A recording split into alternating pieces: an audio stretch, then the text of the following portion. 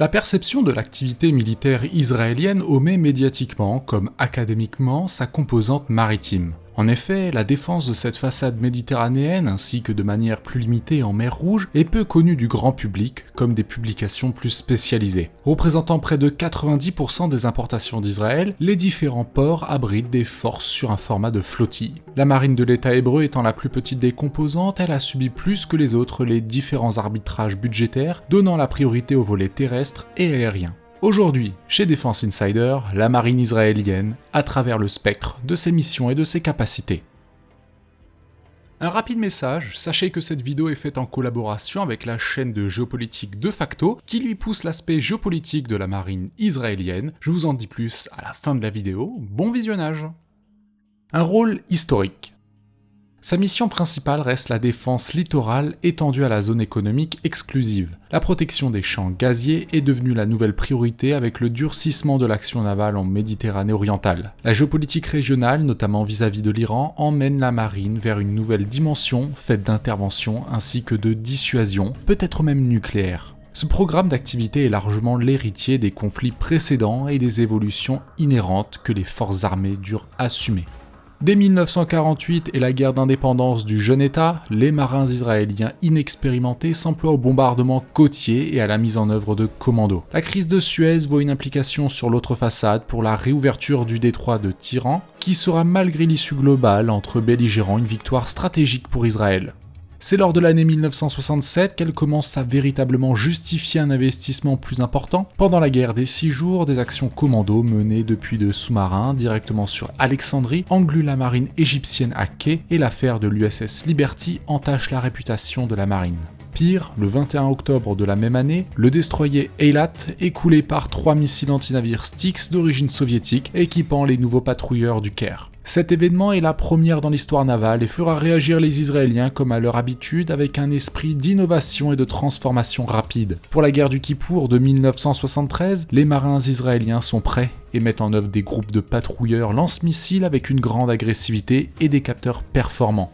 La bataille de Latakia en sera le symbole avec 9 classes Ossa et Komar syriennes coulées sans aucune perte du côté israélien, mettant en exergue la qualité de leurs missiles antinavires ainsi que de la doctrine appliquée par ces équipages.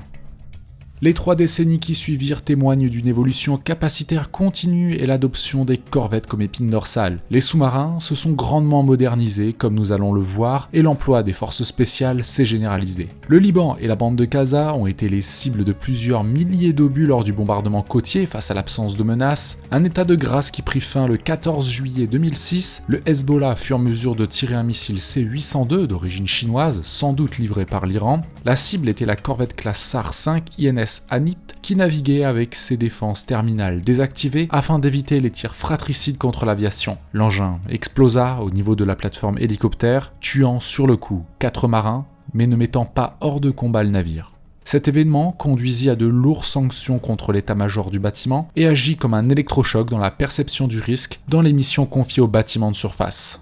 Basés dans les ports de Haïfa, Atlit et Ashdod pour la Méditerranée, Aqaba et Eilat pour la mer Rouge. La marine est une force compacte avec une capacité de projection limitée. Elle compte 9500 marins d'active, comprenant 2500 appelés, ainsi que sur environ 10 000 réservistes. La principale évolution des dernières années est la livraison des 4 corvettes de la nouvelle classe SAR 6 par les chantiers de ThyssenKrupp Marine Systems pour un prix estimé de 400 millions de dollars par unité. Bâtiment de presque 2000 tonnes, le niveau de raffinement de l'électronique de bord et la qualité des capteurs en font un véritable piquet de détection régionale. Son armement principal est un couple formé entre les 16 tubes pour missiles antinavires Gabriel 5 d'une portée de 400 km et 32 cellules de lancement verticales pour des missiles Barak 8 allant jusqu'à 100 km de portée. On y ajoutera pour la défense terminale et l'ASM un canon de 76 mm Auto Melara, 2 canons de 25 mm et 2 tubes lance-torpilles de 324 mm. Ce qui attire désormais l'attention, c'est l'ajout de 2 systèmes dits C-Dome, qui est en fait la version navale du célèbre Iron Dome. En effet, la marine israélienne se voit totalement intégrée à la défense balistique de l'État hébreu et ainsi permet d'augmenter le nombre de missiles intercepteurs disponibles au vu de l'effet de saturation recherché de ces dernières années. Ces navires sont d'ores et déjà aptes à accueillir un hélicoptère Seahawk si le contrat de vente d'unités d'occasion arrivait à se concrétiser prochainement. Viennent ensuite les 3 corvettes classe SAR 5 fabriquées aux États-Unis à partir de 1993 par Ingalls Shipbuilding. Leur spécificité venait de leur absence d'artillerie navale, donnant un profil atypique facilement identifiable, largement fourni en leurre comme leurs successeurs. Elles possèdent tout de même 64 VLS pour Vertical Launching System pour missiles baraques anti-aériens, en plus de 8 RJM-84 Harpoon. L'embarquement d'un des 7 hélicoptères Panther, désignation locale Atalef, permet de servir de capteur avancé. Elle se voit souvent travailler de concert avec la cheville ouvrière de la marine de Tsahal, les patrouilleurs classe SAR 4.5. Ces 8 bâtiments de moins de 500 tonnes se déplacent rapidement grâce à leurs 4 diesels MTU V16 et peuvent être équipés de manière modulaire. 8 tubes pour Harpoon ou 6 Gabriel ou encore 32 Barak 1, associés à un Phalanx et un auto Melara de 76 mm. Possédant aussi des tubes lance-torpilles triples pour Mark 46, on peut parfois les apercevoir dotés d'un sonar à immersion variable accroché à la poupe. Les dernières modernisations ont vu l'intégration de plateformes de lancement pour munitions rôdeuses. Ces véritables couteaux suisses au confort spartiate accueillent souvent dans leurs équipages une part non négligeable d'appelés. La défense rapprochée des côtes ainsi que les actions de blocus notamment sur Gaza sont assurées par une trentaine de patrouilleurs et vedettes. Les plus lourds de la classe Shaldag connaissent un certain succès à l'export, les plus connus restant les classes Dvora et Super Dvora. Ces dernières ont été médiatisées car visibles lors des opérations d'arraisonnement de navires commerciaux ou d'ONG tentant de ravitailler les territoires sous blocus. L'action côtière est aussi assurée par la mise en œuvre de commandos spécialisés depuis toutes les plateformes de la marine israélienne. Nommée Shayetet 13, cette unité d'environ 300 opérateurs s'est illustrée dans les précédents conflits interétatiques, tout comme les actions coup de poing contre le Hezbollah. Des sous-marins uniques.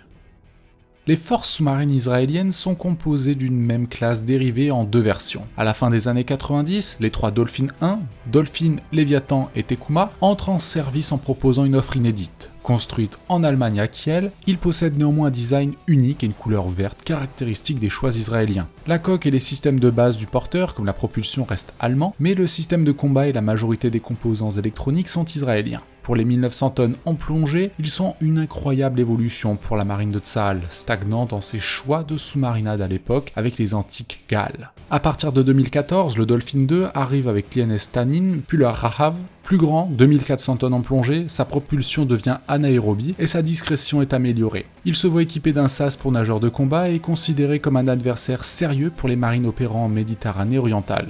Le dernier de la classe, le Drakon, est lourdement modifié afin d'être allongé et pourrait ainsi accueillir potentiellement des cellules VLS. Cela permettrait en l'état de la missilerie israélienne de s'équiper d'une dissuasion nucléaire d'un faible volume de frappe, mais suffisante pour rebattre les cartes en patrouillant proche de l'Iran. La conséquence pratique fut le doublement du coût d'acquisition du sous-marin, passant à 4,1 milliards de dollars. TKMS et le ministère de la Défense israélien ont vu encore plus loin avec l'établissement d'un accord technique et financier portant sur le remplacement des 3 premiers Dolphin 1. En janvier 2022, après d'âpres négociations, 3 nouveaux sous-marins sont donc prévus et porteront le nom de classe Dakar. Le secret entourant les sous-marins israéliens reste encore difficile à percer. Les informations parcellaires montrent simplement que le profil de ceux-ci sera très différent du type 212 CD, produit proposé par les Allemands norvégiens par exemple.